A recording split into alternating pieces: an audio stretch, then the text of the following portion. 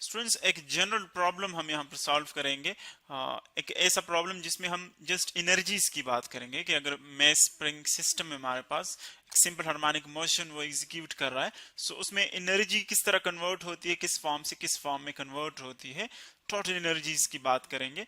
सो देखें, first of all तो हम स्प्रिंग मेस सिस्टम को रिवाइज कर लेंगे। क्या होता है स्प्रिंग मेस सिस्टम? हम कंसिडर कर लेते हैं कोई भी मटेरियल ले ले आप, एक ब्लॉक, जनरली हम एक ब्लॉक ले लेते हैं क्योंकि ये डिस्क्रिप्शन में हमारे पास इजी होता है। सो कंसिडर कर ले एक ब्लॉक है जिसका मेस है m, इसको हम कनेक्ट कर लेते हैं किसी स्प्रिंग के साथ।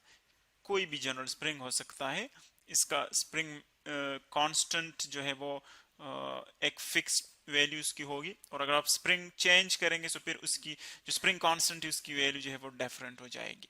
सो देखिए, इसको हम अटैच कर लेते हैं। यहाँ पर एक आप सपोर्ट ले लें, जिस चीज के साथ आप इसको अटैच कर लेते हैं उसको हम सपोर्ट कहते हैं। यह है सपोर्ट जो राइट साइड पर आपको नजर आ रहा है, जिसको हम इन डैश्ड बाउंड्री से शो किया हुआ है। ये पूरा जो फिगर है ये हमें सपोर्ट शो कर रहा है। सो अब देखिए, मेस को हम कहां पर रखते हैं? मेस को हम रखेंगे एक फ्रैक्शनलेस सरफेस के ऊपर।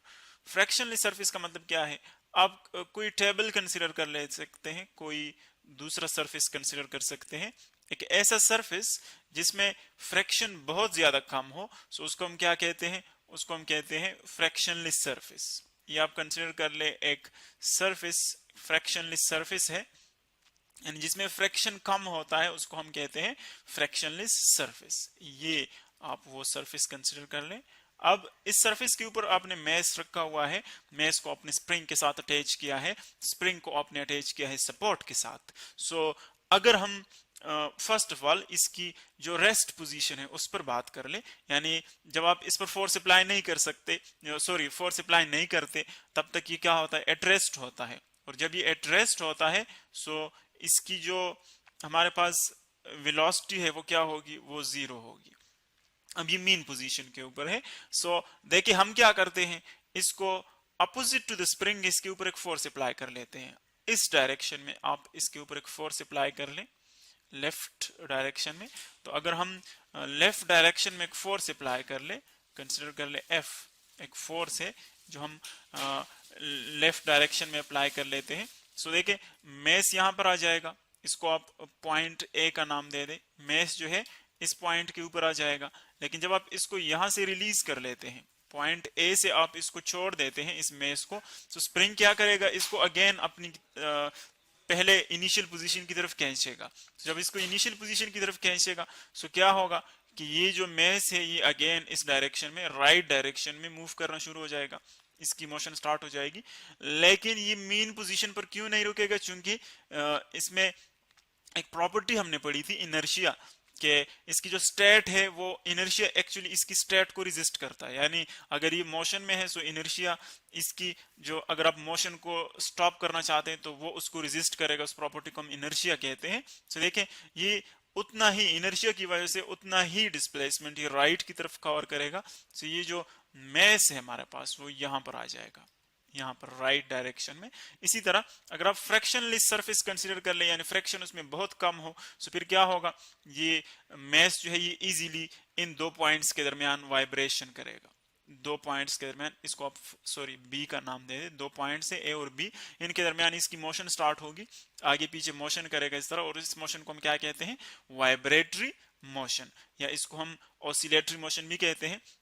और जब आप देखिए इस मेस को यहां पर ले जाते हैं, इसको खींचते हैं अगेंस्ट द स्प्रिंग, स्प्रिंग के अपोजिट डायरेक्शन में, स्प्रिंग जो है वो रिस्टोरिंग फोर्स इस डायरेक्शन में अप्लाई कर रहा है और आप इसको यूं खींच रहे हैं। सो क्या होगा? जब आप इसको against the force, against the spring force जो है, स्प्रिंग अगेंस्ट द स्प्रिंग इसको खींचते हैं, सो क्या होगा कि यहां पर इसमें जो वर्क डन आप करेंगे, इसको देखिए, स्प्रिंग नहीं चाहता कि ये इस डायरेक्शन में मूव कर ले, लेकिन आप इसको मूव करते हैं ए पॉइंट की तरफ।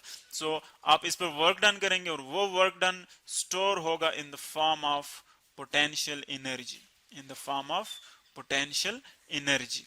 अब पोटेंशियल एनर्जी जिसको हम डिटेल के साथ पढ़ चुके हैं कि एक्चुअली जब आप इसको पोजीशन किसी ऑब्जेक्ट का चेंज कर लेते हैं, और उस पर जितना वर्क डन आप कर लेते हैं सो उतना वर्क डन उसमें स्टोर हो जाता है एज अ पोटेंशियल एनर्जी। तो अब देखिए इस पॉइंट के ऊपर अगर आप देखें ए पॉइंट के ऊपर, तो इसकी टोटल एनर्जी क्या होगी, पोटेंशियल एनर्जी, चूंकि इस पॉइंट के ऊपर बॉडी जो है वो रुक जाएगी, सो टोटल एनर्जी क्या होगी, वो पोटेंशियल एनर्जी होगी।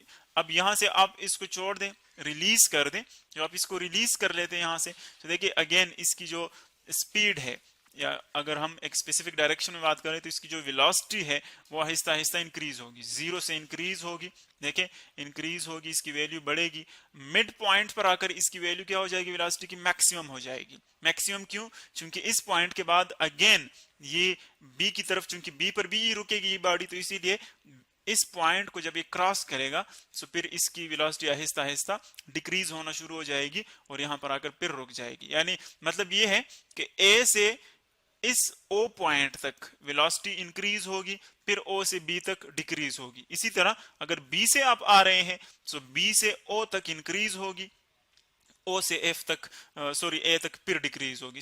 यानी मतलब ये हुआ कि O पॉइंट के ऊपर, जिसको हम मीन पोजीशन कहते हैं, O या जिसको मीन पोजीशन कहते हैं, इस पर वेलोसिटी मैक्सिमम होती है। सो जब वेलोसिटी मैक्सिमम होती है तो हमारे पास काइनेटिक एनर्जी क्या होगी, वो मैक्सिमम होगी, काइनेटिक एनर्जी मैक्सिमम होगी।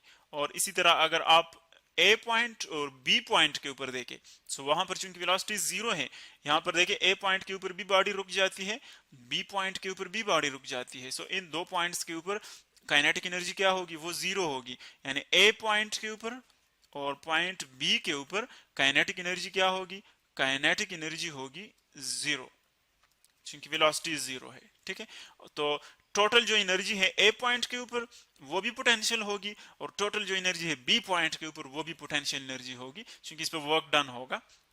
और अगर आप इसको ओ पॉइंट के ऊपर देखें तो ए ओ पॉइंट के ऊपर टोटल एनर्जी क्या हो जाएगी, वो काइनेटिक एनर्जी हो जाएगी। क्योंकि आप देखें इसको ओ पॉइंट से आप इसको यहां से डिस्प्लेस करते हैं, यहां पर वर्क डन करते हैं, तो जब ये वापस आएगा उतनी ही एनर्जी जो है वो अगेन यहाँ पर यूटिलाइज होगी और वो कन्वर्ट हो जाएगी किसमें, काइनेटिक एनर्जी में। तो यहाँ पर टोटल एनर्जी काइनेटिक एनर्जी होगी। सो तीन हमारे पॉइंट, हमारे पास ऐसे पॉइंट्स हैं जहां पर एक ही टाइप की एनर्जी होती है। अगर आप बी के ऊपर देखें तो सिर्फ पोटेंशियल एनर्जी होगी, काइनेटिक जीरो होगी। ए के ऊपर देखें तो सिर्फ पोटेंशियल एनर्जी होगी, काइनेटिक जीरो होगी। लेकिन अगर आप ओ पॉइंट के ऊपर देखें तो यहाँ पर सिर्फ काइनेटिक एनर्जी होगी।